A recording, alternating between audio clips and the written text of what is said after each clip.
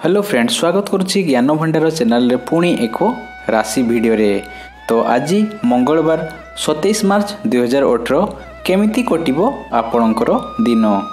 तो मेष राशि सम्मानर सहित दिनचर्या करी सुखे दुखे चलिबारे बाधा उपजिबो नाही।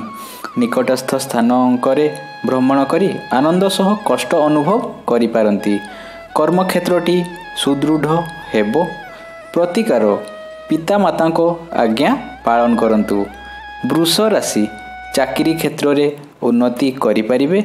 न्याय मार्ग और मिष्ट वचन आपणकर भूषण हबो। प्रवास रे मध्य केतेक क्षेत्र रे उन्नतिकर हबो। महिला माने परिवार रे आदरणीय होई सुख भोग करिवे। प्रतिकार सरिष तेलर परडा करी कुकुरंकु खाइबाकू दियंतु। मिथुन राशि समाज सेवा और राजनीति रे सुनाम अर्जन करिवे। व्यवसाय और कर्म क्षेत्र रे उत्तम रोजगार करिवे। अनेक सूत्ररू किछि धन संपत्ति पाइबार योग रहिछि। प्रतिकार पंगु भिखारी को खाद्य दियंतु।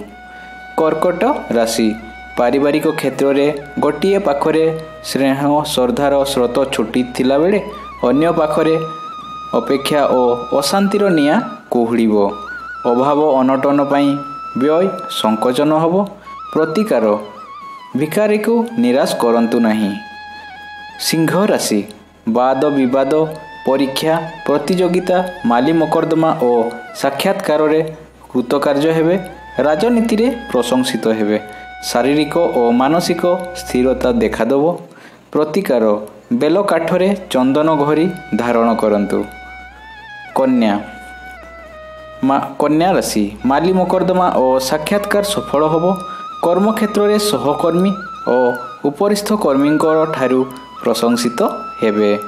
पारिवारिक क्षेत्र रे शांति विराजमान करिवो। प्रतिकार बेल काठरे चंदन घरी धारण करंतु।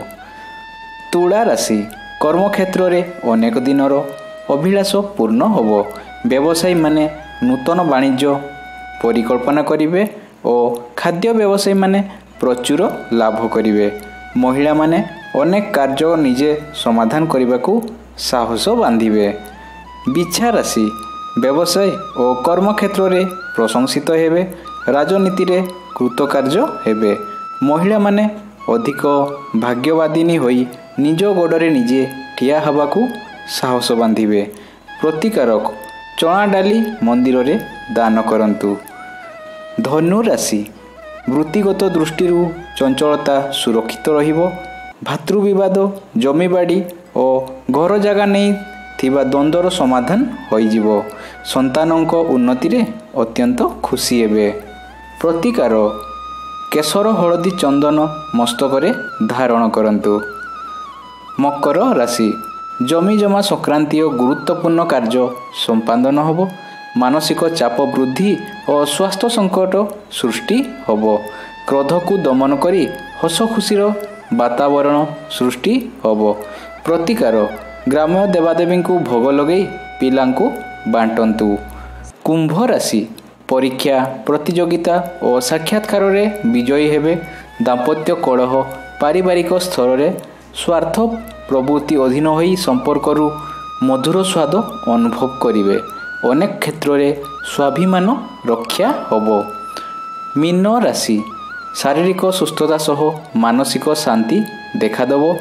व्यवसाय रे उधार देई फेरी पाइबा सहज होबो। पारिवारिक क्षेत्र रे साधारण चलणी अतुट रहिबो। प्रतिकार घरु बाहरिबा समय रे मुह मिठा करी बाहरंतु।